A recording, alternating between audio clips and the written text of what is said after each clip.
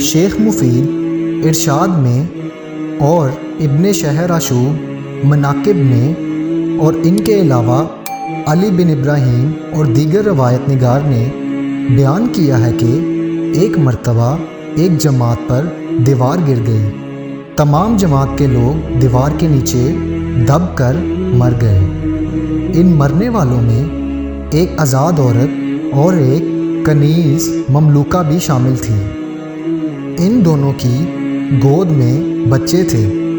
آزاد عورت کا آزاد مرد سے اور کنیز نے غلام مرد کا بچہ جنا تھا۔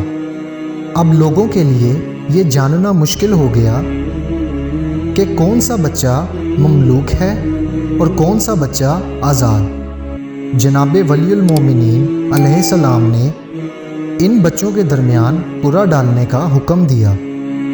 اب جس کی آزادی کا قرعہ نکلا آپ نے حکم فرمایا کہ وہ مملوک ہے، اور آپ علیہ السلام نے بچہ مملوک کو آزاد اور تفلیل آزاد کو غلام قرار دیا۔